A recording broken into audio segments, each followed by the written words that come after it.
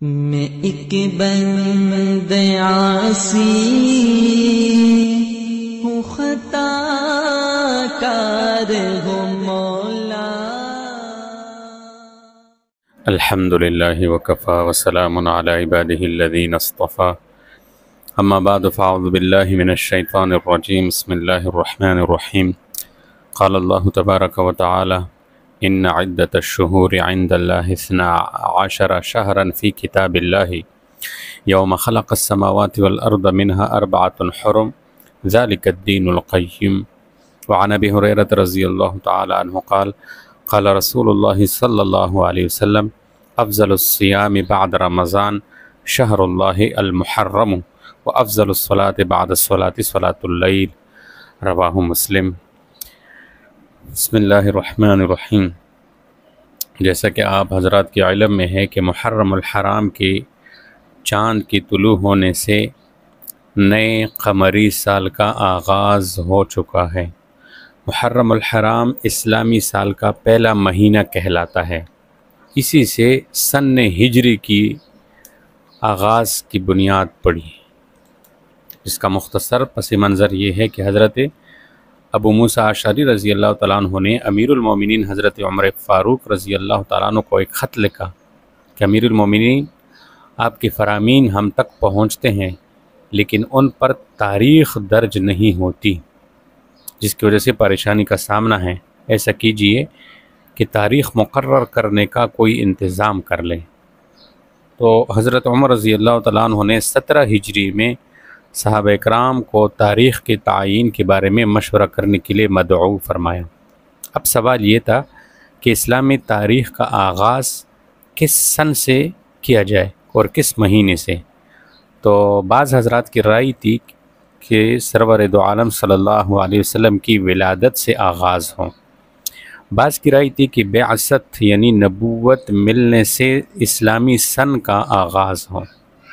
بعض کی رائے تھی کہ نبی کریم صلی اللہ علیہ وسلم کے وصال سے، اور بعض نے حضور اکرم صلی اللہ علیہ وسلم کی ہجرت سے اسلامی سن کے آغاز کا مشورہ دیا۔ حضرت عمر رضی اللہ عنہ صاحب رائے اور درست نگاہ رکھتے تھے۔ اللہ تعالیٰ نے حق کو آپ کی زبان اور دل پر جاری فرما دیا تھا۔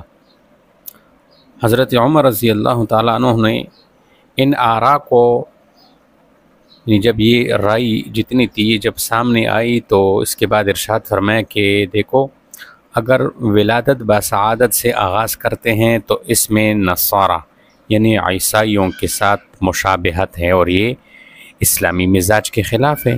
اسلام غیر مسلموں کے ساتھ تشبہ کی اجازت نہیں دیتا، کیونکہ عیسائیوں کی تاریخ کا آغاز حضرت عیسیٰ علیہ السلام کی ولادت بسعادت سے ہوتا ہے۔ اسی طرح اگر حضور اکرم صلی اللہ علیہ وسلم کی وصال سے اسلامی تاریخ کا آغاز کرتے ہیں تو یہ نامناسب بات ہے، اس لیے کہ سرور کائنات صلی اللہ علیہ وسلم کا وصال تو کائنات کا ایک عظیم حادثہ تھا۔ ساری کائنات اندھیرے میں ڈوب گئی، ہر چیز تاریک محسوس ہوتی تھی۔ سنن ابن ماجہ میں حضرت انس بن مالک رضی اللہ تعالیٰ عنہ کی روایت ہے، وہ فرماتے ہیں کہ لما كان اليوم الذي دخل فيه رسول الله صلی اللہ علیہ وسلم المدینة اضاء منها كل شيء، کہ ہمارے محبوب صلی اللہ علیہ وسلم جب مدینے میں وارد ہوئے تھے تو آپ کی آمد سے ہر چیز روشن ہو گئی تھی۔ فلما كان اليوم الذي مات فيه اظلم منها كل شيء، اور جس دن آپ دنیا سے پردہ فرما گئے تو ہر چیز تاریکی میں ڈوب گئی۔ وما نفذنا عن النبی صلی اللہ علیہ وسلم الایدی حتی انکرنا قلوبنا، فرماتے ہیں ابھی ہم مٹی پر قبر ڈالنے سے فارغ نہیں ہوئے تھے کہ ہمارے دلوں کی کیفیت وہ نہیں رہی جو آپ کے موجودگی میں تھی۔ بہرحال حضرت عمر رضی اللہ تعالیٰ عنہ نے دیکھا کہ دور نبوت میں ہجرت نبوی ایک عظیم الشان واقعہ ہے۔ ہجرت سے حق اور باطل میں فرق قائم ہوا۔ ہجرت سے اسلام کی عزت اور غلبے کی ابتدا ہوئی، لہٰذا اسلامی سن کے لیے ہجرت کو بنیاد بنایا جائے۔ تو سیدنا عمر فاروق رضی اللہ تعالیٰ عنہ کی رائے یہی ہوئی کہ اسی ماہ سے اسلام کا آغاز ہو۔ اس رائے کو صحابہ کرام نے پسند فرمایا۔ اب سرکار دو عالم صلی اللہ علیہ وسلم ہجرت فرما کر ربیع الاول کو دوپہر کے وقت قباء پہنچے تھے، یہاں قیام فرمایا تھا۔ اب ہونا یہ چاہیے تھا، یہ ہونا چاہیے تھا کہ ربیع الاول کے مہینے سے سن کا آغاز ہو، اسلامی سن کا، مگر چونکہ رسول اللہ صلی اللہ علیہ وسلم ہجرت کا ارادہ مکہ مکرمہ میں محرم الحرام میں کر چکے تھے، اس لیے محرم الحرام کو اسلامی سن کا پہلا مہینہ قرار دیا۔ یہی رائے حضرت عثمان، حضرت علی رضی اللہ عنہما کی رائے بھی یہی تھی۔ تو اس طریقے سے تاریخ اسلام کی ابتدا ہوئی۔ اب آتے ہیں محرم الحرام کی عظمت۔ محرم الحرام کے محترم، معزز اور قابل شرف ہونے کی بنا پر اس سے محرم الحرام کہا جاتا ہے۔ قرآن کریم میں 12 مہینوں میں سے جن 4 مہینوں کو خصوصی حرمت اور تقدس حاصل ہیں، ان 4 عظمت والے مہینوں میں بھی بالاتفاق محرم الحرام کا مہینہ شامل ہے۔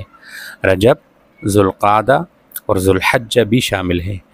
جو آیت کریمہ میں نے آپ حضرات کے سامنے پڑھی ہے، اس میں اللہ تعالیٰ نے ارشاد فرمایا، خدا کے نزدیک مہینے گنتی میں 12، یعنی اس روز سے کہ اس نے آسمانوں اور زمینوں کو پیدا کیا، اللہ کی کتاب میں برس کے 12 مہینے لکھے ہوئے ہیں، ان میں سے 4 مہینے ادب کے ہیں اور یہی دین کا راستہ ہے۔ اب دیکھو اس آیت کریمہ میں جو 4 مہینوں کو ادب اور حرمت والے قرار دیا ہے، ان میں یہی محرم الحرام کا مہینہ شامل ہے۔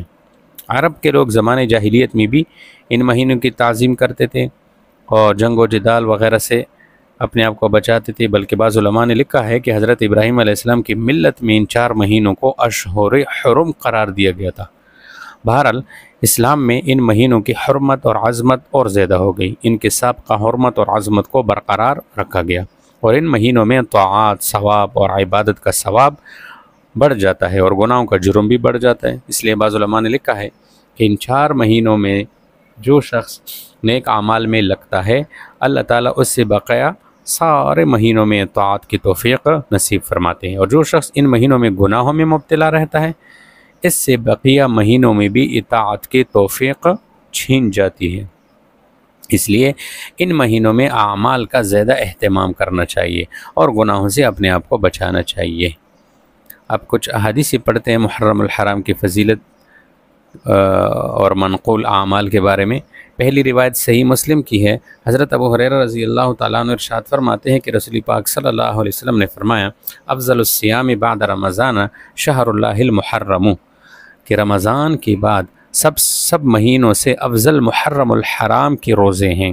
وافضل الصلاۃ بعد الفریضۃ صلاۃ اللیل، فرض نمازوں کے بعد تہجد کی نماز افضل ہے۔ اس روایت میں ماہ محرم کو اس کے شرف کی وجہ سے شہر اللہ یعنی اللہ کا مہینہ کہا گیا۔ گویا اس روایت میں محرم الحرام کی بزرگی اور برتری ذکر کی گئی، اور یہ بتایا گیا کہ رمضان کے روزے کے بعد اس مہینے کے روزے یعنی بڑے فضیلت رکھتے ہیں۔ بعض کتب میں نبی کریم صلی اللہ علیہ وسلم سے یہ حدیث نقل کی گئی ہیں، جس کی راوی حضرت ابن عباس رضی اللہ عنہما ہیں کہ رسول پاک علیہ السلام نے فرمایا، من صام یوم عرفۃ کان لہ کفارۃ سنتین ومن صام یوما من المحرم فلہ بکل یوم 30 یوما، جس نے عرفہ کا روزہ رکھا تو یہ روزہ 2 سالوں کے گناہوں کا کفارہ ہے، اور جس نے محرم کا ایک روزہ رکھا یہ 30 دن روزہ رکھنے کے برابر ہے، یعنی محرم کے ایام میں سے کسی بھی ایک دن کا روزہ 30 روزوں کے برابر ثواب رکھتا ہے۔ لہٰذا اس پورے مہینے میں کسی بھی دن روزہ رکھنا بڑی فضیلت کا حامل ہے، اور عاشوراء کے روزے سے متعلق مستقل فضیلت احادیث میں منقول ہے، اور عاشوراء کی بھی اہمیت ہے۔ یہ یعنی 10 تاریخ کو خصوصی عظمت حاصل ہے، اور اس کی بنیاد کئی واقعات ہیں جنہیں حضرت آدم علیہ السلام کی ولادت سے قیامت کے وقوع تک بیان کیا جاتا ہے۔ ساتھ ساتھ تاریخ انسانی کے کئی بڑے اہم واقعات کو اس دن کی طرف منسوب کیا جاتا ہے۔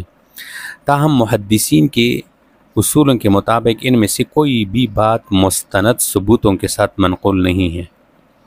اچھا، ایک بات یہ بھی یاد رکھے کہ محرم الحرام کی یا عاشورہ کی یہ عزت اور عظمت یہ ہنگامی یا ناگہانی نہیں ہے، بلکہ محرم کی شان ازلی اور ابدی ہے، یعنی ابتدا سے ہی اس مہینے کو عظمت اور خصوصیت سے نوازا گیا ہے۔ اس لیے یہ سوچ رکھنا کہ اس مہینے کی عظمت یا حرمت یا عزت کسی خاص واقعہ یا کسی خاص زمانہ یا کسی خاص معرکے کی وجہ سے ہے، یہ درست نہیں ہے۔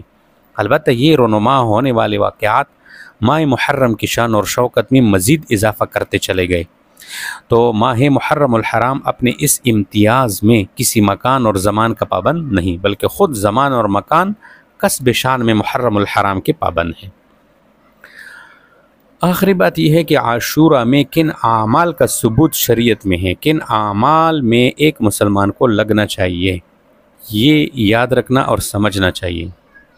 سرکار دو عالم صلی اللہ علیہ وسلم سے 2 اعمال سند صحیح کے ساتھ ثابت ہے جن کے کرنے کا ترغیب حکم دیا گیا ہے۔ ایک عاشورہ کے روزے کی ترغیب احادیث میں آئی ہے، بلکہ بخاری شریف کی روایت میں حضرت عائشہ رضی اللہ تعالیٰ عنہ سے منقول ہے، کانوا یصومون عاشورا قبل ان یفرض رمضان، رمضان کی فرضیت سے قبل لوگ عاشورہ کے روزے کا اہتمام کیا کرتے تھے۔ وکان یومن تستر فیہ الکعبۃ، اسی دن کعبہ کو غلاف پہنایا جاتا۔ پھر فلما فرض اللہ رمضان قال رسول اللہ صلی اللہ علیہ وسلم من شاء ان یصومہ فلیصمہ ومن شاء ان یترکہ فلیترکہ، رمضان سے پہلے اس دن روزہ رکھنے کا حکم منسوخ ہو گیا اور ترغیب باقی رہی کہ جو چاہے روزہ رکھے اور جو چاہے نہ رکھے۔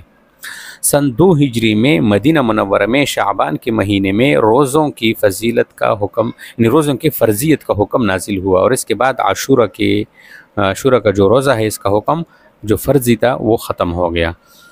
تو مدینہ منورہ میں رہتے ہوئے اب مسلمان رمضان کا اہتمام کرنے لگے، اور مدینہ میں تو یہود کے قبائل بھی آباد تھے، بنو قینقاع، بنو قریظہ، بنو نذیر۔ تو میں نے جو آپ حضرت کے سامنے بخاری شریف کی روایت پڑھی ہے نا، اس میں عبداللہ بن عباس رضی اللہ عنہما کا یہ بیان ہے کہ رسول پاک علیہ السلام کو مدینہ منورہ میں یہ خبر ہوئی کہ اہل کتاب یعنی یہود عاشورہ کا روزہ رکھتے ہیں۔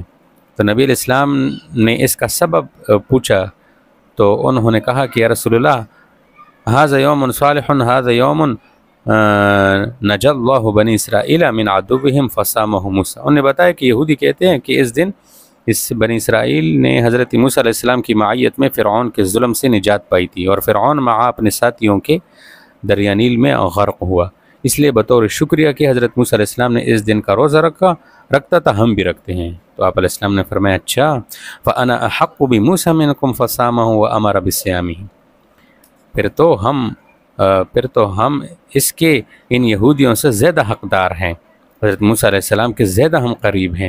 چنانچہ نبی علیہ السلام نے اس دن کا روزہ رکھا اور دوسروں کو بھی اس دن جو ہے روزہ رکھنے کا حکم فرمایا۔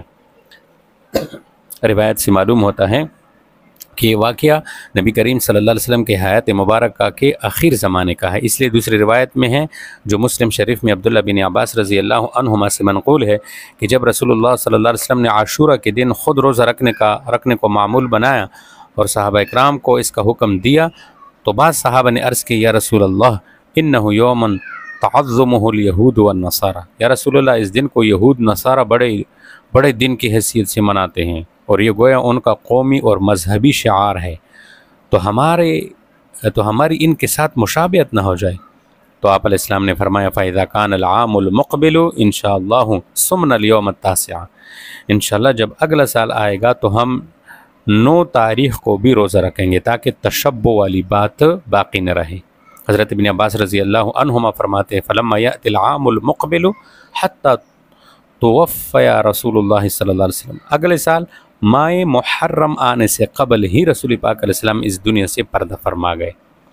تو اس روایات میں یہود کے ساتھ اشتباہ سے بچنے کے لیے یہ بھی فرمایا کہ انشاءاللہ آئندہ سال ہم اس کے ساتھ 9ویں تاریخ کا روزہ بھی رکھیں گے، اس لیے فقہاء لکھتے ہیں کہ 10ویں تاریخ کے ساتھ 9 تاریخ کا روزہ بھی ملانا چاہیے۔ بہتر یہ ہے کہ 9-10 تاریخ کا روزہ رکھا جائے، اگر 9 کا روزہ نہ رکھ سکے تو پھر 10 تاریخ کے ساتھ 11 تاریخ کا روزہ ملانا چاہیے تاکہ مسلمانوں کا امتیاز برقرار رہے۔ اگرچہ بعض اکابر علماء کی تحقیق یہ ہے کہ ہمارے زمانے میں چونکہ یہود و نصارہ اس دن کا روزہ نہیں رکھتے، بلکہ ان کا کوئی کام بھی قمری حساب سے نہیں ہوتا، اس لیے اب اس معاملے میں یہود کے ساتھ اشتراک اور تشبہ نہیں رہا، لہٰذا اگر صرف 10ویں تاریخ کا روزہ رکھا جائے تب بھی کوئی حرج نہیں۔ بہرکیف اس روزے کا اہتمام کرنا چاہیے۔ اب آتے ہیں اس روزے کی فضیلت۔ صحیح حدیث میں نبی کریم صلی اللہ علیہ وسلم سے ثابت ہے، مسلم شریف کی روایت ہے، حضرت ابو قتادہ رضی اللہ تعالیٰ عنہ سے روایت ہے، ایک طویل روایت ہے، اور اس کا آخری جملہ یہ ہے کہ آپ علیہ السلام نے ارشاد فرمایا وَصِيَامُ يَوْمِ عَاشُورَاءَ أَحْتَسِبُ عَلَى اللَّهِ أَن يُكَفِّرَ السَّنَةَ الَّتِي قَبْلَهُ، میں اللہ سے امید رکھتا ہوں کہ عاشوراء کے روزہ کی وجہ سے اللہ تعالیٰ ایک سال گزشتہ کے گناہوں کو معاف فرما دیں گے۔ اللہ اکبر، اللہ کی مہربانی کہ ایک دن کا روزہ امت محمدیہ کے لیے ایک سال کے گناہوں کا کفارہ بن رہا ہے، اس لیے اس موقع کو غنیمت جاننا چاہیے۔ یہ ایک عمل ہو گیا۔ دوسرا، اس دن دوسرا جو عمل ثابت ہے وہ یہ ہے کہ اس دن اپنے اہل و عیال پر کھانے پینے میں فراوانی اور وسعت کرنی چاہیے۔ احادیث مبارکہ سے اس عمل کا بھی ثبوت ہے، چنانچہ مشکات شریف میں عبداللہ بن مسعود رضی اللہ تعالیٰ عنہ رسول کریم صلی اللہ علیہ وسلم کا یہ ارشاد نقل کرتے من وسع علی عیالہ یوم عاشوراء وسع اللہ علیہ سائر سنتہ، جو شخص عاشورہ کے دن اپنے اہل و عیال کے خرچ میں وسعت اختیار کرے گا تو اللہ تعالیٰ سارے سال اس کے مال و زر میں وسعت عطا فرمائے گا۔ یہاں یہ یاد رہے کہ رسول پاک علیہ السلام سے احادیث مبارکہ میں جو الفاظ منقول ہے وہ ہے من وسع علی عیالہ کے ہیں، یعنی اپنے گھر والوں پر، بس جو حکم جتنا دیا گیا ہے، جس کی ترغیب دی گئی ہے، اس کو وہیں تک محدود رکھنا چاہیے، اور اپنے گھر والوں پر وسعت کا مطلب یہ ہے کہ ایک کھانے کے بجائے اس دن 2 کھانوں کا اہتمام کر لیا جائے، مزید کسی چیز کو شامل کر لیا جائے تو حدیث پر انشاءاللہ عمل ہو جائے گا۔ بزرگوں میں سے حضرت سفیان ثوری رحمۃ اللہ علیہ فرماتے ہیں کہ ہم نے بارہا اس کا تجربہ کیا تو ایسا ہی پایا۔ دیگر جو ہے بزرگوں سے بھی اس طرح کے بہت سارے واقعات منقول ہیں۔ تو اس تمام تفصیل سے واضح ہوا کہ عاشوراء کے دن صحیح احادیث کے ذریعے یہ 2 کام عقائد دو جہان صلی اللہ علیہ وسلم سے منقول ہے، ایک 10ویں تاریخ کا روزہ رکھنا، اور اس کے ساتھ بہتر یہ ہے کہ 9 تاریخ کو بھی ملایا جائے، اور دوسرا اپنے زیر کفالت افراد پر رزق میں فراوانی اختیار کرنا۔ اس کے علاوہ جو افعال انجام دیے جاتے ہیں ان کا اسلامی شریعت سے کوئی تعلق نہیں ہے۔